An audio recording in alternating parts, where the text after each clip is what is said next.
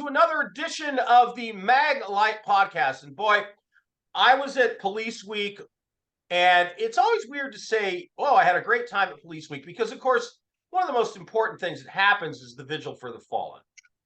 And obviously, that's a very solemn event, but I have a good time when I go to Police Week every year. One of my favorite things to go to is what they call Tent City. By the way, you got to change the name. I'm just throwing it out there. In this day and age where we're living with tent cities in Portland, Seattle, San Francisco, LA, I think the Fraternal Order of Police owes it to Police Week to change the name of their event. Just going to throw it out there. And one of the things that, at Tent City, there's a lot of vendors and a lot of services represented for police officers. And one of the people that I was lucky enough to meet is Deborah Schwartz, who joins us here. She is the Southern Regional Coordinator for Copline. So tell people about the organization. What's Copline all about? Well, Copline is an organization that is completely non-for-profit. We are a listener's line for police officers. So our belief is that cops understand cops, whether we've been through the exact situation or whether we've had similar. Cops understand each other. So our organization was set up that if a cop is going through something stressful or just needs to talk to somebody, we want to be that person at the other end of the phone. And we set up a 24-hour hotline for that purpose, just to have the cops have somebody to talk to that they can trust. And what's your background? I'm retired NYPD. I did 20 years, and then I retired after 9/11. I actually did other peer support type work while on the job, and also when I retired up in New York. And so I had a little background on this. And then I'd never know you were from New York. I have no accent. And I'm a South Carolinian now, so go figure. Boy, do you stick out. Just throwing it out there. And you know what it is, when you leave the job doesn't leave you. So you always feel like, we were lucky enough to survive what we've survived. It's time for us to give back. So Copline is actually all volunteer retired police officers. Why is the mission so critical? Well, in today's day and age, cops are going through such more stressful situations that even I did back in the day. There's no support by, the hierarchy, is very little support from the general public. And that added on to all the normal stresses a cop deals with under the situations of being a cop in general. They just need somebody they can talk to that would understand them and hopefully provide other kind of assistance. But basically just to make sure there's always somebody out there that will climb into that hole with them and listen to them.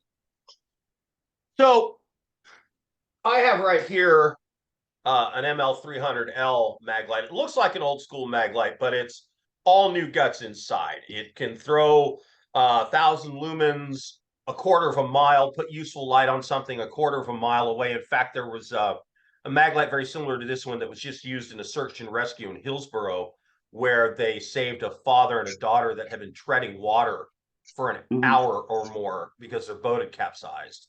And we're going to do a podcast with them, hopefully, and there's some great video of them using this. So when you were walking the beat, when you were a police officer, what was your experience with Maglite? Actually, that looks like the one I carried. I still have it. We always carried Maglites. It was the best way to see everything. I was a housing cop, so I worked in the projects.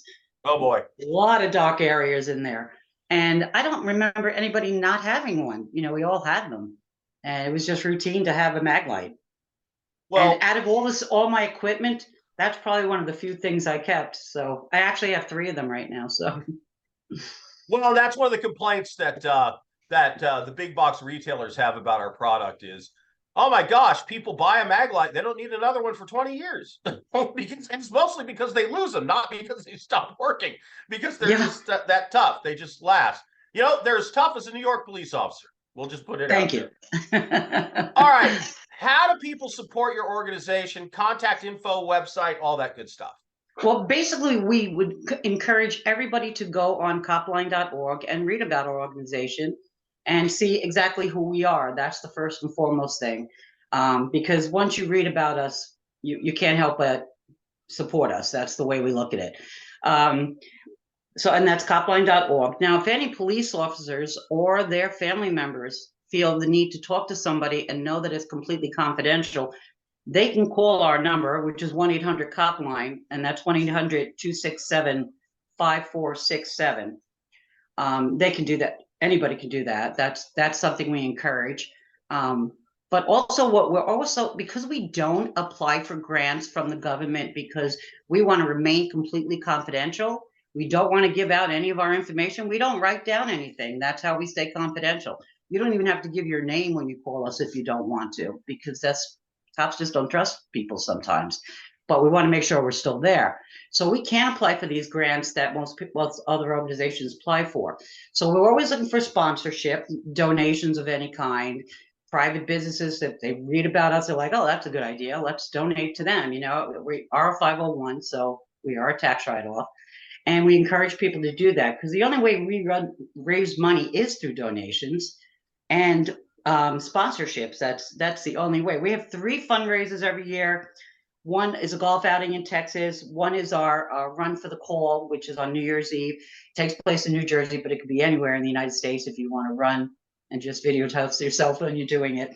And now there's a gun competition down in Texas that we're also part of, which they're going to donate their proceeds to us, of course, because all our money goes to Copline, not a paid employee here. Everybody's a volunteer. Even our director is a volunteer. And we donate all our time, efforts. I go to conventions. I hand out our little cards, which our phone numbers are on them. And all that comes out of our pocket. We will never ask a department for any kind of funding. If they say we need 500 cards, we mail it. So we encourage everybody to please go online, check out copline.org, and see if it's something you want to support, because I believe once you see it, you will.